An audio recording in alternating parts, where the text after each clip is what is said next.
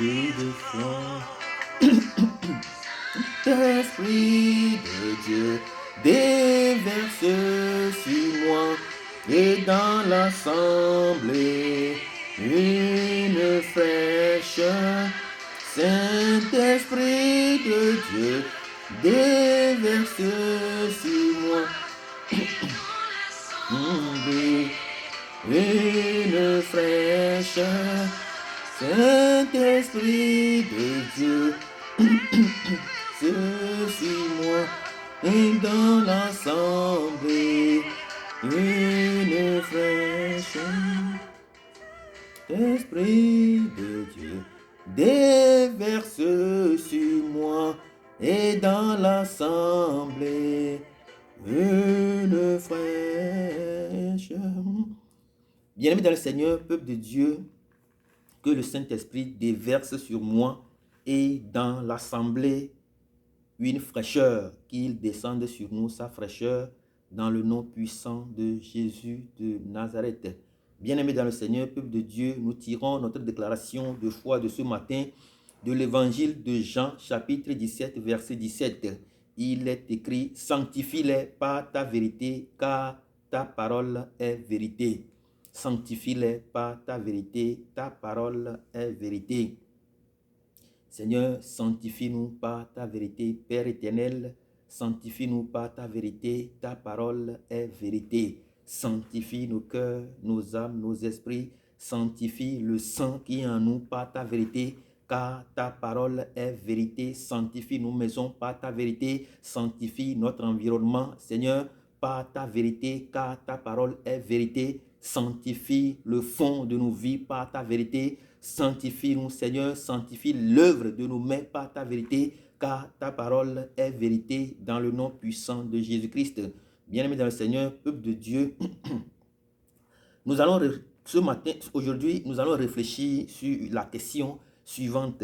Pourquoi donc est-il important de méditer sur la parole de Dieu? La dernière fois, nous avions donc fait une petite pratique sur la méditation de la parole de Dieu. Aujourd'hui, nous allons voir pourquoi est-il si important de méditer sur la parole de Dieu.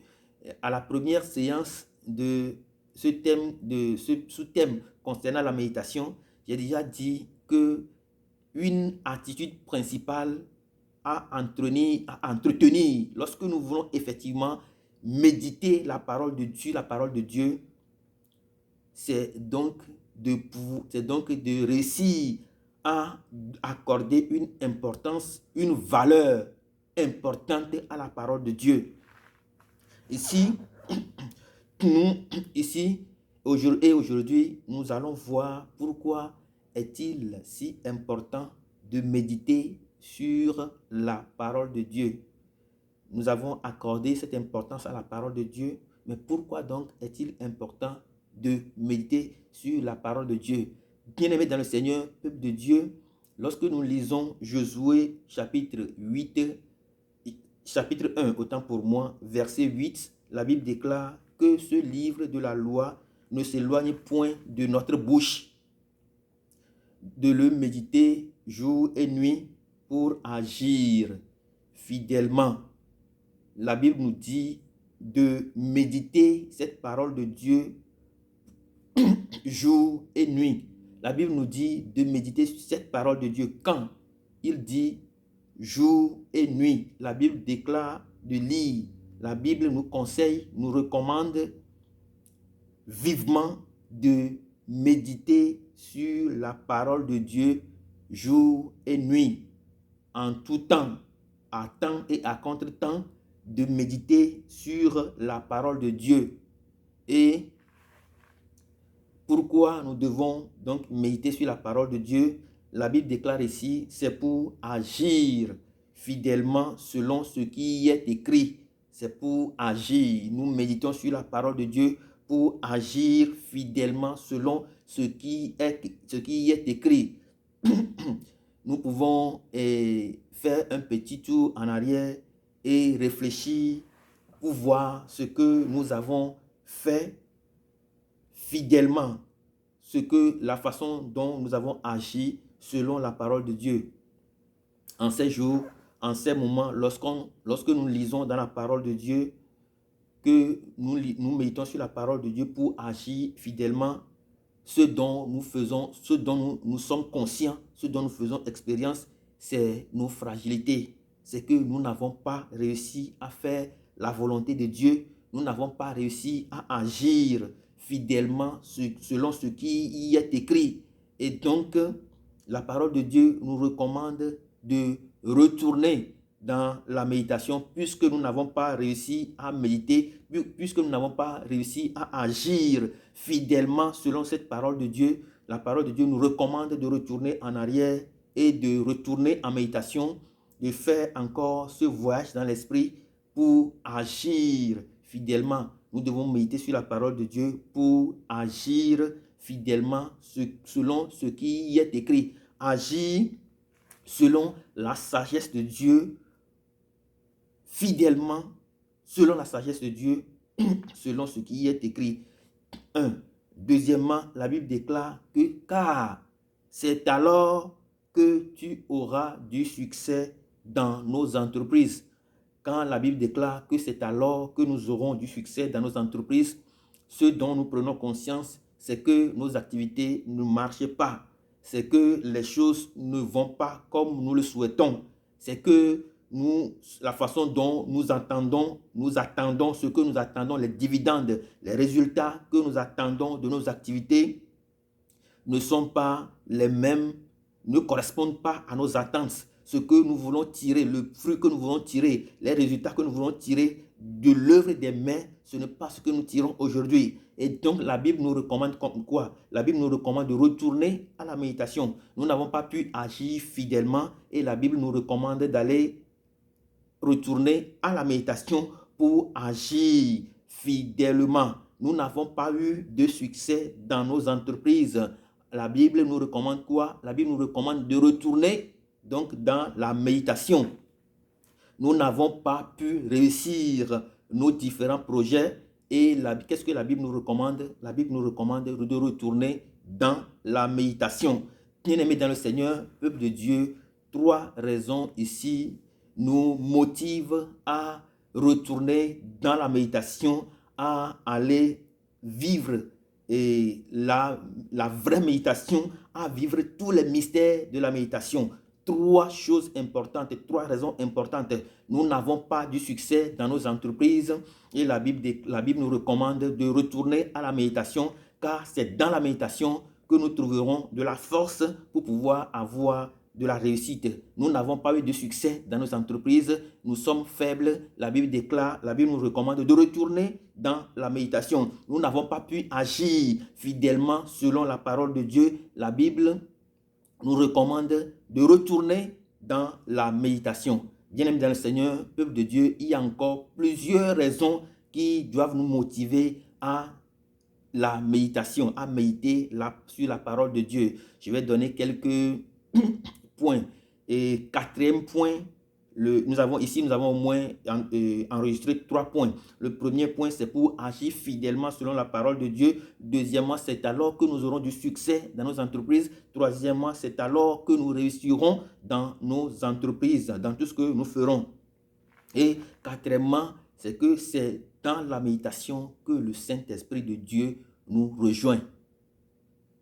Si nous voulons véritablement être remplis du Saint-Esprit, si nous voulons faire l'expérience de la plénitude du Saint-Esprit en nous, si nous voulons que le Saint-Esprit vienne faire overdose en nous, que le Saint-Esprit vienne faire overflow en nous, coule à flot en nous, si nous voulons que le Saint-Esprit marche avec nous, nous vivifie, nous fortifie, nous élève, et donc nous sommes obligés d'aller à la méditation. C'est là que le Saint-Esprit viendra nous rejoindre et il marchera avec nous. Parce que, et 5e point, c'est dans la méditation que nous trouvons les ressources nécessaires. C'est dans la méditation que le Saint-Esprit nous communique et la parole que nous devons prononcer. La parole, c'est dans la méditation que le Saint-Esprit vient au secours de nos faiblesses pour envoyer des cris vers le Père Abba. C'est dans la méditation, bien aimé dans le Seigneur, peuple de Dieu, que nous comprenons que la parole de Dieu même est un véritable mystère. Bien aimé dans le Seigneur, peuple de Dieu, il y a plusieurs raisons qui motivent, plusieurs raisons qui doivent nous pousser incessamment à la méditation. Lorsque nous rentrons dans la méditation, c'est en ce moment que nous saurons que nous sommes véritablement en guerre. Oui, nous sommes en guerre, bien aimé dans le Seigneur, peuple de Dieu. C'est dans la méditation que nous saurons que nous sommes véritablement en guerre. Nous sommes en guerre contre qui? Dans un premier temps, nous sommes en guerre contre nous. Parce que si nous n'avons pas du succès dans nos entreprises, la Bible déclare ici que c'est parce que nous n'avons pas pu réussir la vraie méditation. Si nous n'avons pas du succès, la Bible déclare que c'est parce que nous n'avons pas pu bien méditer sur la parole de Dieu. Si nous ne réussissons pas à agir efficacement selon la parole de Dieu, la Bible déclare que c'est parce que nous n'avons pas pu méditer la parole de Dieu nuit et jour. Eh bien, nous sommes en guerre contre nous-mêmes. Nous sommes en guerre contre nous-mêmes afin de pouvoir relever un certain nombre de défis.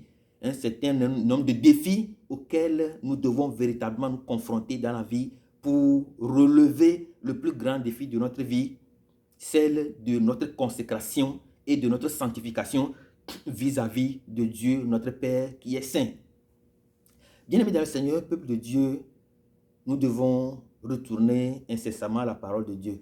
Si vous êtes ici et que vous écoutez cette parole et que vous voyez que dans vos entreprises, ça ne va pas et que dans tout ce que nous faisons, ça ne va pas, qu'il manque encore des choses dans notre vie, qu'il y a encore une fragilité dans notre vie, que si nous n'avons pas réussi dans nos entreprises, nous n'avons pas du succès dans nos entreprises, nous n'avons pas agi fidèlement selon la parole de Dieu, eh bien, retournons à la méditation pour aller rencontrer le Saint-Esprit. C'est là que le Saint-Esprit viendra nous rencontrer pour nous communiquer l'amour de Dieu, pour nous communiquer cette force qui nous permet d'avancer et en tant qu'enfant de Dieu afin de pouvoir mener le bon combat. Bien dans un peuple de Dieu, c'est dans la méditation aussi que nous savons que nous pouvons vaincre le péché. Nous avons tendance à dire que Dieu lui-même, il sait que nous sommes pécheurs, qu'il va nous pardonner. Parce que la Bible déclare que là où il y a la grâce, là où il y a le péché, la grâce abonde. Bien-aimés dans le Seigneur, peuple de Dieu, c'est dans la méditation que nous devons savoir que la grâce est plutôt là pour nous accompagner à sortir de ce péché. C'est bien la méditation que nous reconnaissons l'importance de la grâce qui est capable de nous sortir de nos péchés pour aller vers Dieu. Pourquoi? Et c'est dans la méditation que nous avons cette force-là. Parce que dans la méditation, nous marchons avec les promesses de Dieu, promesses de guérison, promesses de libération, promesses de délivrance, promesses de couverture, promesses de prospérité, promesses de victoire, de triomphe, d'élévation et de notre ascension dans la gloire. Eh bien, bien-aimés dans un peuple de Dieu, nous devons revenir à la méditation pour avoir du succès, pour agir fidèlement selon ce qui est écrit dans la parole de Dieu. Nous devons revenir à la méditation de la parole de Dieu pour réussir dans nos entreprises, pour avoir du succès dans tout ce que nous entreprenons, pour rencontrer là le Saint-Esprit qui va nous communiquer les mystères du Dieu Tout-Puissant et cela va nous aider dans le processus de notre transformation en tant qu'enfant de Dieu.